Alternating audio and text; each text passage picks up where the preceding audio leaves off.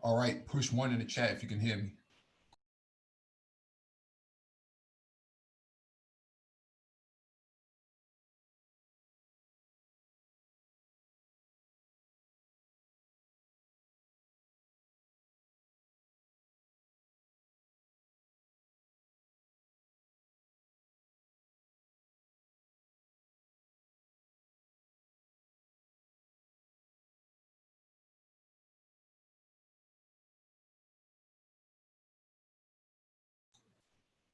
All right, got a confirmation from the chat. Thank you for that confirmation. Welcome back to the Black Brain Trust. This is episode 576. Please hit the like button as you come in, share the video if possible, and hit that notification bell so you get all the updates from the Black Brain Trust, including those posted on the community tab. Docket in the description, the video for you to follow along with. If you want to engage in this discussion, there'll be a link in the chat for you to click on. When you click on the link, make sure you raise your hand so that one of us can acknowledge you and advance you to the panel. We drop the link in the chat, and then we can get started.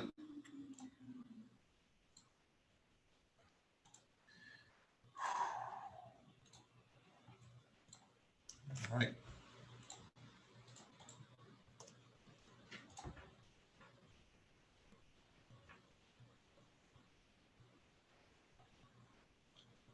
Link is in the chat. I'm gonna give a shout out to the people who showed up first. Mega Montana, PCU, Money God Trading, PCU as well. DJ Moss, peace. All right, man, let me get started.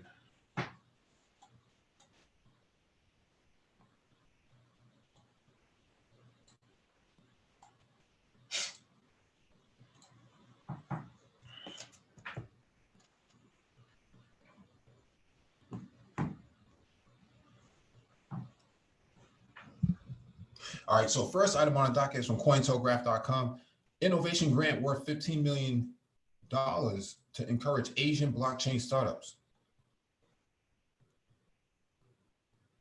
Building cities beyond blockchain, BCB, a Singapore-based tech solution company for smart cities, has launched an innovation grant worth $15 million to encourage development on its ecosystem, according to FinTech News Singapore. The innovation grant comes as the company announced partnerships with leading accelerators in Asia to incubate selected projects. The BCB Innovation Grant is set to target up to 1,000 projects within Asia. The $15 million grant will cater to technology startups in the region, with grant participants also gaining access to BCB workshops and facilities to assist and bolster their development capabilities. BCB will also set aside $2.8 million of its innovation grant to fund game development projects on the BCB platform in order to attract developers to its platform. So this is actually a really good idea, stuff that we've talked about in the past with tech incubators in Black communities, how you would actually accelerate Black people into the fourth industrial revolution. And so I like the idea of an innovation grant. Okay, I think that's a really, in the United States, that would be a good way to actually invest into Black neighborhoods, right? An innovation grant, right? How do you fix a lot of the malformed problems that happen on the urban level? You know, trash and pollution and so on and so forth. This should be a grant that comes from the government to actually spawn something like this. And so this is something that piques my interest. All right, we'll move on to the next item on the docket.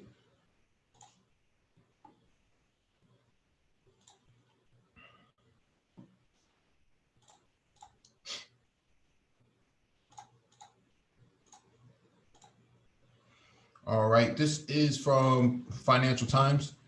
Blockchain, it really is a tough sell. In this, I look at 4 banks' early blockchain successes and failures. It should be a doozy.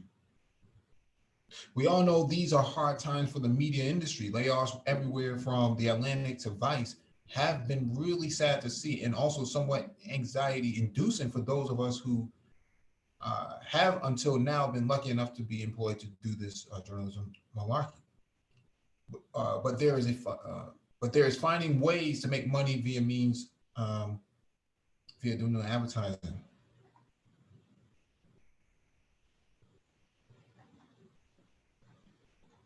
Sorry, mouse is scrolling. Axel Springer owned digital news site Business Insider, which so far has not announced any cuts, has an offshoot called BI Intelligence. It described itself as a premium research service specializing in business intelligence and data-driven research, providing deep analytical insight into the latest global trends and developments that every business needs to know to be competitive. That's all very well, but just how deep is this analytical insight into the latest global trends that every business needs to know? Well, we're not sure because frankly, we don't really feel like paying for it. But we recently stumbled across an article promoting its blockchain and banking report via Mike Dudas, who is the founder and CEO of The Block, another online media site that focuses on blockchain and crypto. And well, it was not good. Above is a screenshot of the report in question, which you can now purchase for a snip at 300 euros if you use the discount code. That full price is $495 in the US. Dudas had come across an article published last week on the main Business Insider site where they were publishing the report, describing as an insider look at 4 banks' early blockchain success and failures under the somewhat unrelated sounding headline, How to Invest in Cryptocurrency and Blockchain Technology. Since Dudas' tweet, the article has been deleted, but it's still available via the Wayback Machine. The article tells us that the following is a preview of one banking report, the blockchain and banking report, before providing a link where you can purchase said report, and then kind of bizarrely giving that it doesn't seem to have anything to do with blockchain and banking. A list of the top cryptocurrencies to invest in, this is a screenshot of all of the cryptocurrencies that he listed. The first problem here is that this is utter nonsense. What they have listed there is not the most popular options for investment, but instead the 5 biggest cryptocurrencies by market cap. A quite meaningless and misleading metric when used in crypto land, as we have said many times before.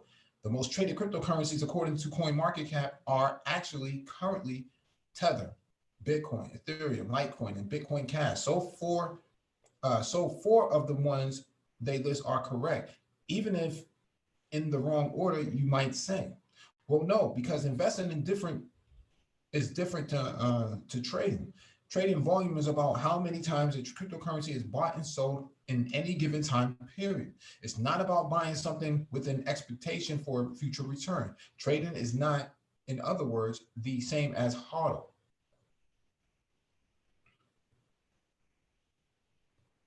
Tether might be the most traded cryptocurrency, but it is not something that you would invest in. It is, in fact, a stable coin that is meant to be tied to the dollar and was also meant to be backed by, be backed by one for one by real dollars. So the idea that you would invest in it when you could just buy the dollar makes no sense. The reason why it is traded so much is that many crypto exchanges only allow for crypto to crypto trading. In other words, if you want to buy Bitcoin, for example, you first of all have to exchange your real world money into Tether, and then you can buy the Bitcoin. We would also like to point out that investing in crypto should actually be thought of as more akin to gambling. But we have made this point many times before, and we are not ones to harp on about things we have already harped upon here at Financial Times. Also, what's all this about? Investors are paying a 220% premium to buy Ether.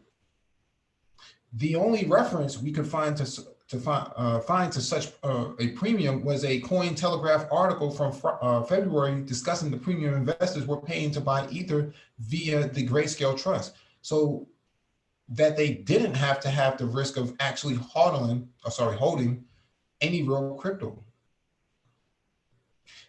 It's not just some premium that you pay to buy Ether.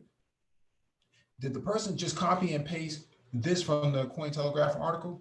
We asked Business Intelligence why the article had been deleted, and they told us that we are making edits to the article, which is why it's down. When we asked why they were editing it, they said we're just updating it. They also said stand by their $495 blockchain report.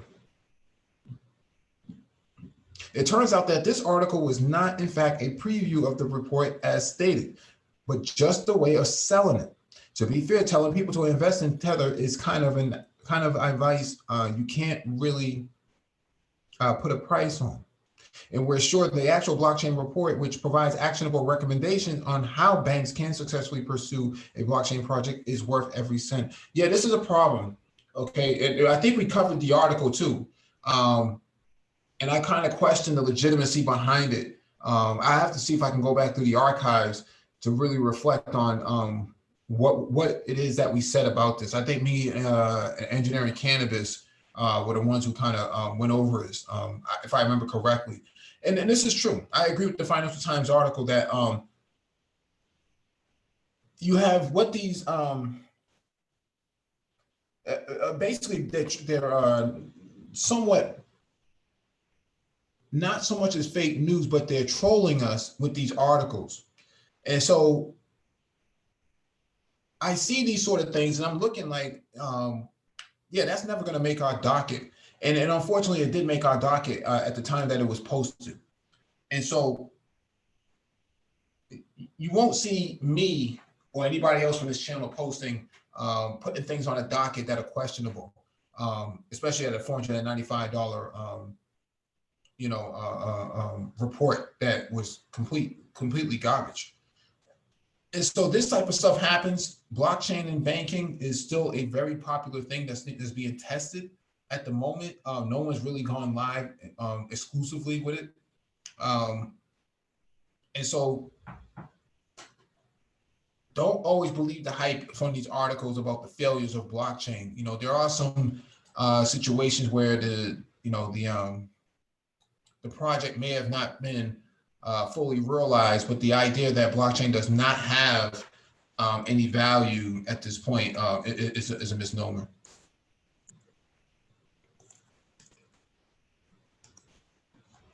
All right, let me jump to the last item on the docket.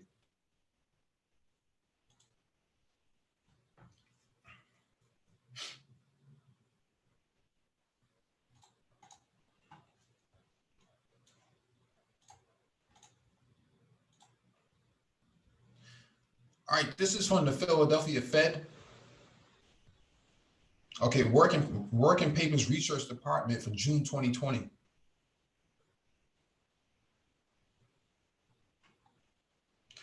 Central bank digital currency, central banking for all. I'm not going to read this whole thing.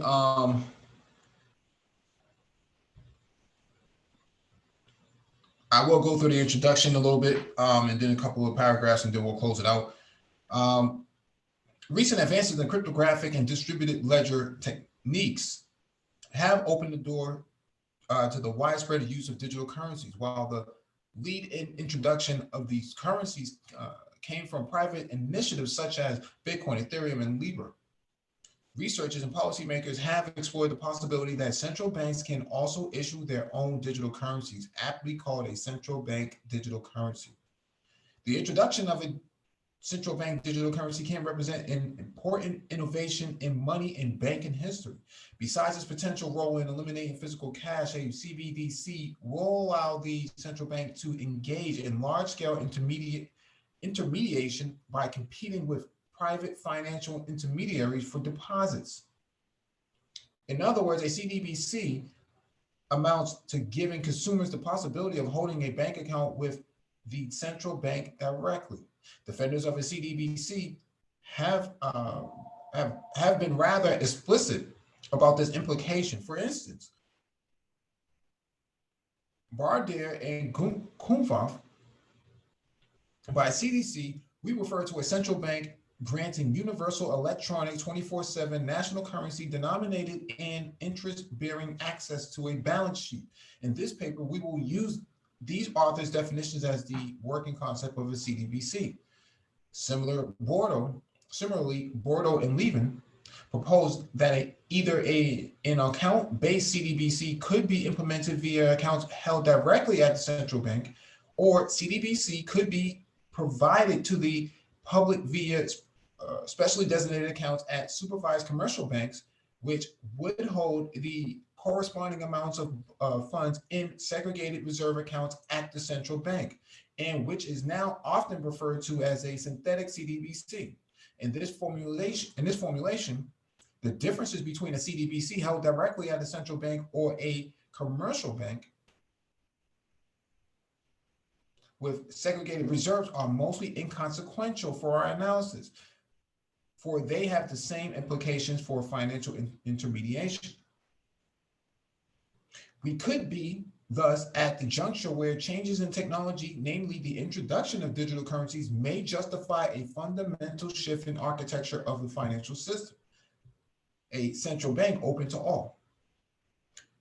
As argued by Friedman and Schwartz in a classic paper, external forces, in this case, technological innovations, might shape how we think about the role of government in setting up a monetary and financial institutions and make us opt for alternative arrangements. These considerations are already relevant to the monetary policy. In June 2018, Swiss voters turned down the sovereign money initiative that would have given the central bank a monopoly on issuing demand deposits, an idea motivated in part by the possibility of a Swiss CDBC. Despite the Volgeld initiative being soundly defeated at the ballot box, similar designs are bound to be widely discussed during the coming years. What effects will the introduction of a CDBC and the opening of central bank facilities have on financial intermediation? Will a CDBC impair the role of the financial system in allocating funds to the productive projects? Or can we reorganize the financial system in such a way that a CDBC will still allow the right flow of funds between savers and investors? Will a CDBC make bank runs disappear and stabilize the financial system? This is interesting. This is really interesting.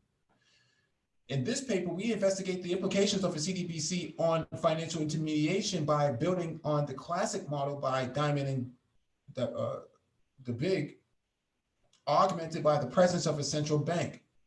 We select this model because it emphasizes the role of banks and maturity transformation. Banks finance long-term projects with demand deposits, which may be withdrawn at a shorter horizon.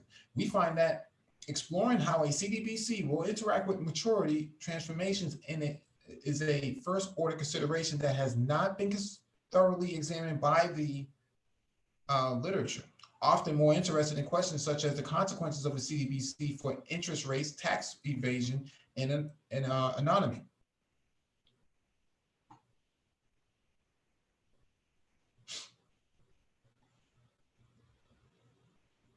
Furthermore, the model by Diamond and De Vig allows us to easily explore how bank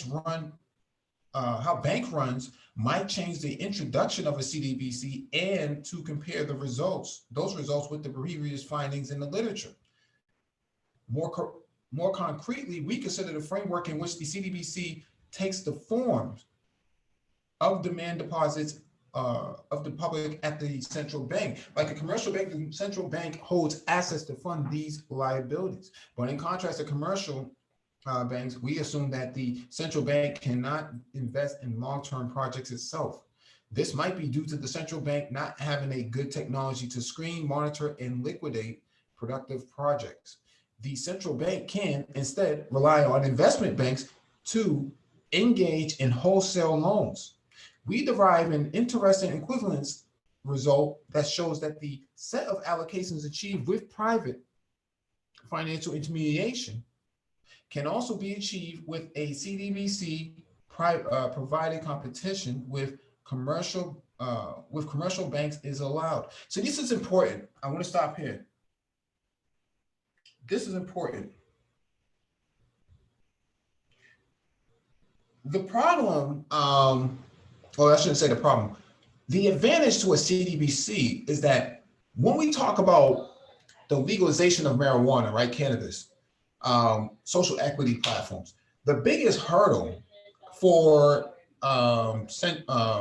legalization of cannabis is if you're trying to start a cannabis-based business, then what happens here is you can't get a loan directly from a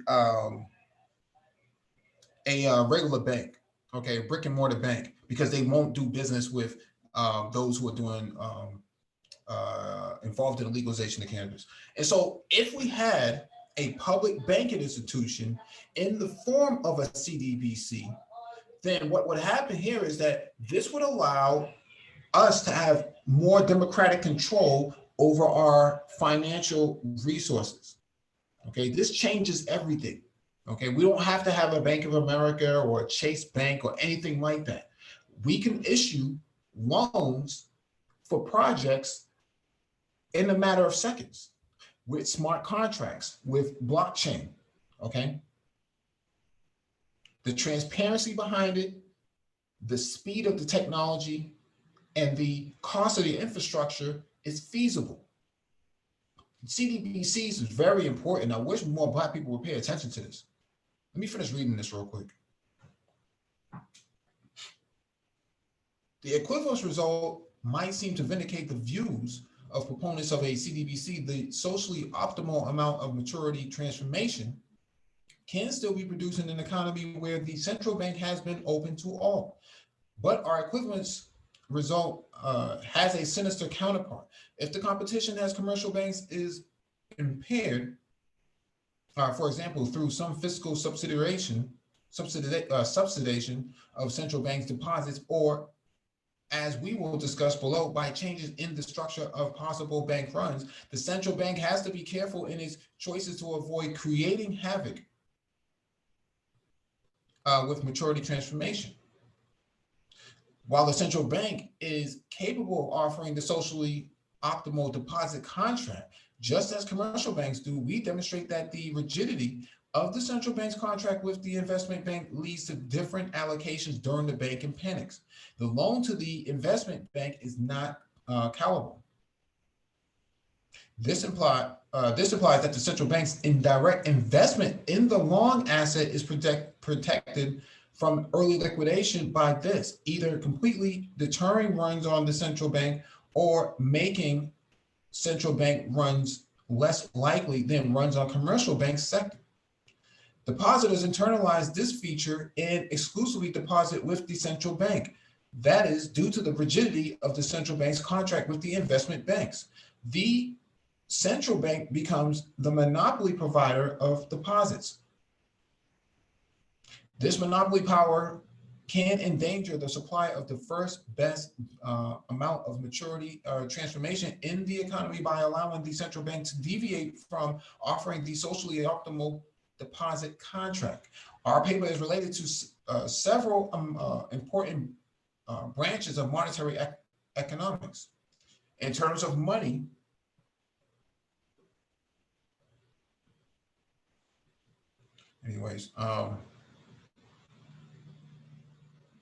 our paper is related to several important branches of monetary economics. In terms of money and banking theory, we are obviously closest to Diamond and DeBiggs and all the subsequent literature that follows the seminal paper. Our main equivalence result resembles some aspects of Brunemeyer and Neplel, who show the equivalence of private and public monies in quite a different environment without maturity transformation. By contrast, we highlight in particular the equivalence of a financial arrangements in terms of maturity transformation, a novel result in the literature. There is also an emerging literature on CBDC. In Keister and Sanchez, banks are financially constrained since both central bank money and private bank deposits can be used in exchange. A liquidity premium on bank deposits appear in equilibrium. The premium affects the level of aggregate investment. While a CBDC promotes efficiency in exchange, it also crowds out banks' deposits, raises banks' funding costs, and decreases investment. So this is very interesting because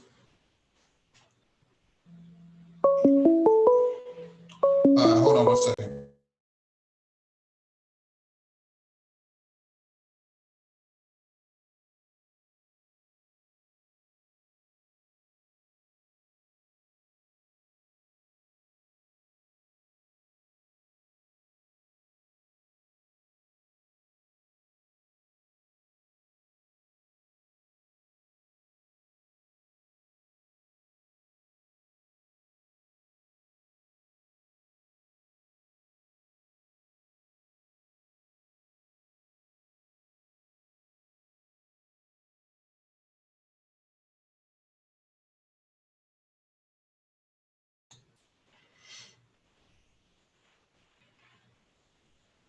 The result of the paper is organized as follows. Section 2 frames the current discussion within the historic background. Central banks have been involved before in the business of allowing deposits and extending loans to the public. In fact, the sharp separation between central banks and the members of the public is a relatively recent phenomenon.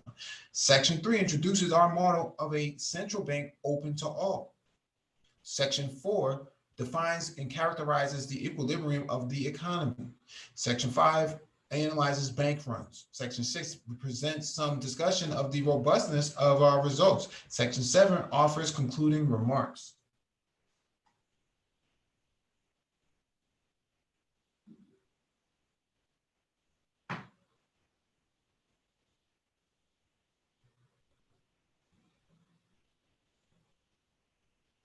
Yeah, somebody says I have no sound, but I'm not sure if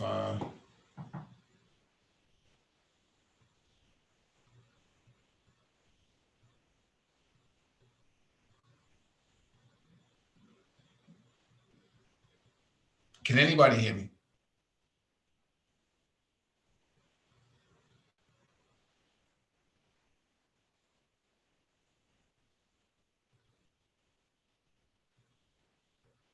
Hmm.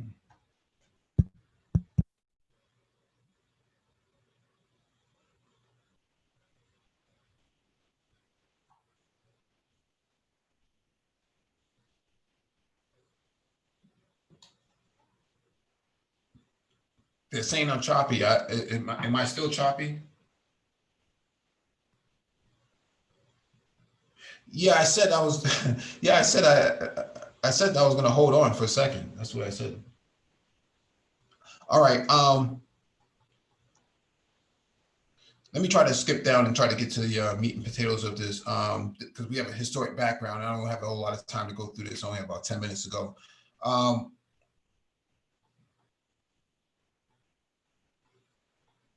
This is a very intricate, detailed paper. I did do some highlights. I just don't have them in front of me right now.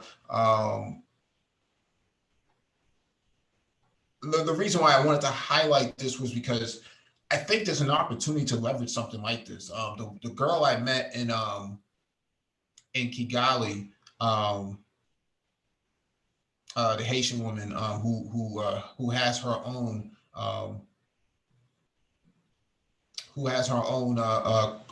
blockchain company startup.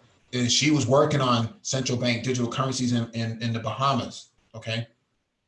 And so they successfully were able to launch a central bank digital currency in the Caribbean as of recently.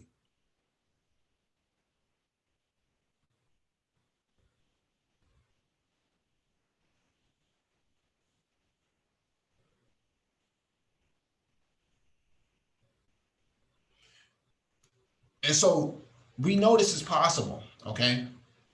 Um, We know this is possible. I'm looking at this from a local level. How do you create a public banking structure from a wide angle lens view of a CBDC? I think that this can be done. I think that there's a lot of opportunity that's going to come out of this. I wish I had more time to go over this. Unfortunately, I don't. And I just wanted to really bring that to everyone's attention about central banking in this area, that there's a lot of leadway and a lot of research that's already been done. Let me read some of the chat. Mike Rizzi says the whole point of decentralized blockchain is to conduct loans, etc., without third parties, government. No, that's for intermediaries. In this country, you still have financial regulation that you have to abide by. Okay, money cannot move in this country. Anything that has a legal tender cannot move in this country without applying by the rules. And so, yeah, you could use Bitcoin and blockchain, right? But the problem is, if you don't comply, you're in violation. Okay, there's regulations behind this. Okay. For the first time, Black people have never, Black people have the opportunity to get into economic empowerment on a larger scale. Okay, on a larger scale that we have never seen before. Some people talk about, having a Black bank account, and that's cool. I have one, but we're talking about globalized, global economics. Okay, through formats like the CBDC, blockchain, cloud computing, cryptos, and so on and so forth, tokenization, smart contracts, artificial intelligence, machine learning. This is the opportunity for us to actually have that conversation. And unfortunately, I don't see too many people having it. People are still talking about, Will Smith and Jada Pinkett. I mean, imagine that. Okay. Oh, let me show the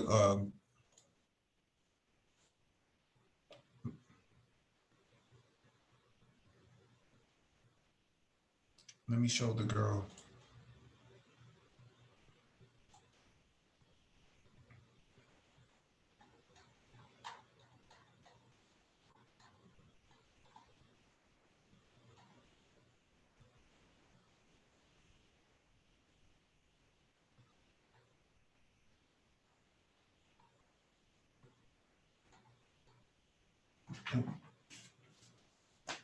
All right, let me share my screen real quick.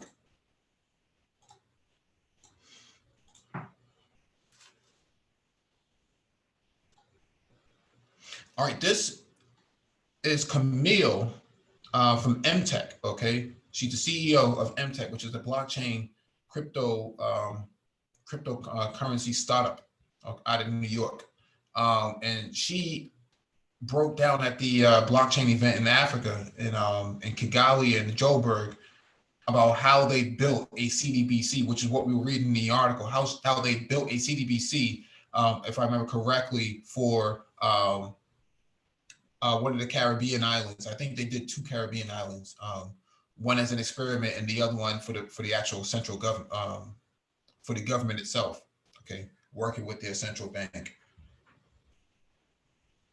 Okay, she's one of the most dopest Black people I've met in the game when it comes to blockchain and cryptocurrency. She knows her stuff inside and out. Really dope. And really smart about the game, and she's changing the game. I think actually she's working with the Haitian government now. Okay, so she's actually working with 2 Caribbean countries on central bank digital currency development. Okay, she's writing the code for them. And so I wanted to point this out. This was a really dope event when I was in Africa, man. She's really dope. She's on LinkedIn. Can't Can't say enough. She's another dope sister as well. Demola, or Damiola, really smart, knows her stuff. She works for Binance. And so, point that I'm making here is that we have an opportunity to really get involved in this type of stuff. When I was on the continent at the blockchain conference, that's exactly what they were talking about. Okay, that's exactly what they were talking about. Economic empowerment, getting away from the paper dollar in the next 10 years. They're not talking about, 50 years from now. They're saying by 2030, we're getting off of paper money. We're moving to a cryptocurrency. We're building central bank digital currencies. That's what they were talking about working on. Blockchain, cloud computing, artificial intelligence, machine learning, deep learning, okay, 5G, IoT. All of that stuff was included in the financial portion of this.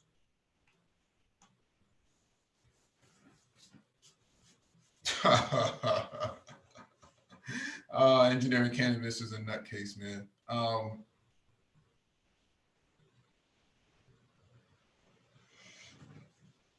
Yeah, he asked a question, how do you upskill towards blockchain? That's a discussion that we had before. If you're coming from help desk and things like that, we went over that last month, and I had to make sure I scrapped that last live stream because, well, not that last live stream, but the,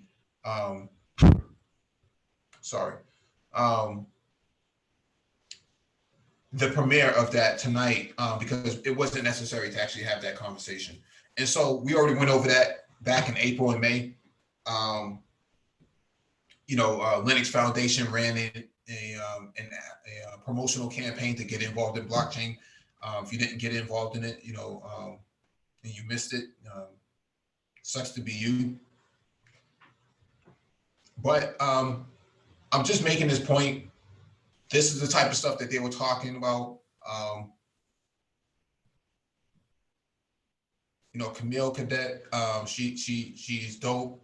One of the leading, blockchain developers in the game right now. She's putting in a lot of work.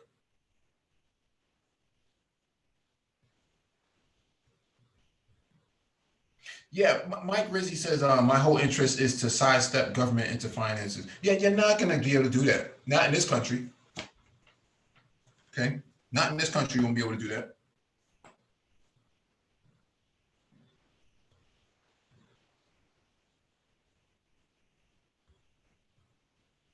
How are you going to get around regulation? And what are you going to do when the IRS catches you?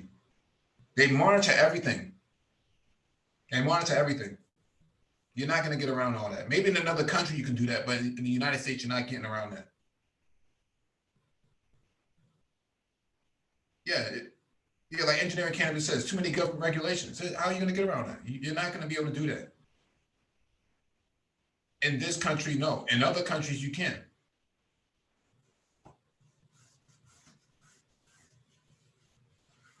If I remember correctly, we covered an article where one of these guys actually went to jail.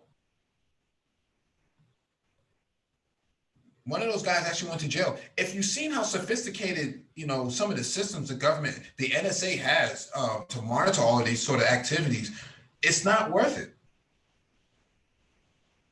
And plus, if you just want to get around the government, move to another country.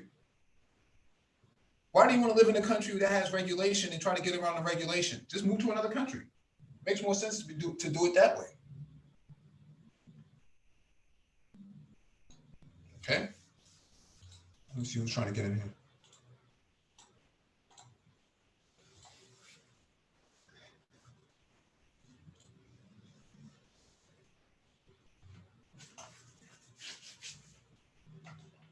What's going on, Complex?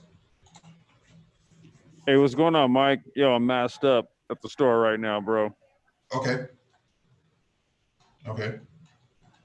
Hey, but when I get back to the pad here in about 15, 20 minutes, I wanted to touch on something that I came across on the Blockchain Consultants channel. Yeah, we're actually going to go off in about 5 or 10 minutes or so. Oh, shit. Okay, my bad, dude. No, it's fine. It's fine.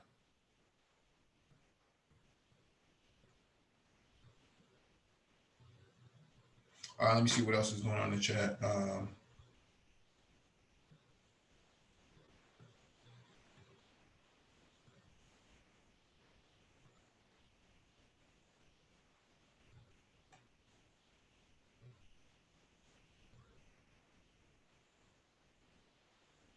Yeah, so this was I'm just rehashing that. Just, you know, this brother right here, Enric from the South African Central Bank, was working on a CDBC project himself. Okay, he's the lead. He's the lead on that. Very interesting, dope stuff that he's working on. And so I'm bringing all this up to show you that, you know, we're way behind here. We're way behind. This was in March they were having this discussion, and they had already had projects on the ground. So if we're going to have this conversation about, you know, economic empowerment, and we're not talking about CDBCs and blockchain and artificial intelligence, machine learning, deep learning, IoT, and 5G, what are we really talking about here? Okay, what are we really talking about here? What kind of conversations are we having? And if you look at the background, let me expand my screen real quick. It says right here, the regulatory landscape of blockchain, digital assets, and AI, opportunities for countries. Yeah, this is the sort of conversation that they were having. And so when you say you want to sidestep the government, you're not going to be able to do that. Okay, you're not going to be able to do that. If you're moving at high volume, you're not going to be able to do that. They understand this. Okay, the architects understand this. You're not going to be able to get around that and get away with it, at least not for long.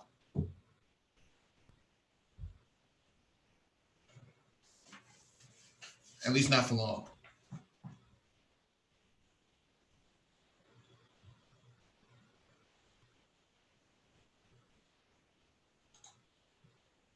And so what else is going on in terms of you know, blockchain talk and things like that? Let me pull up Linux Foundation. See what's going on there for real quick before we sign off.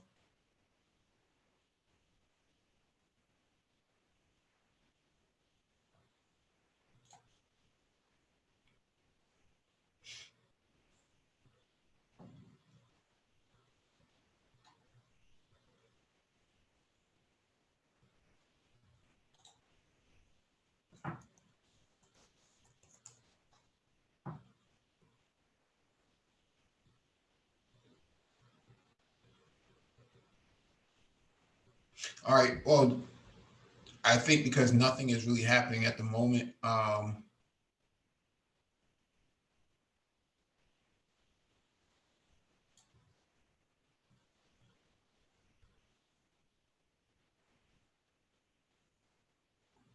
Let's give me a second real quick.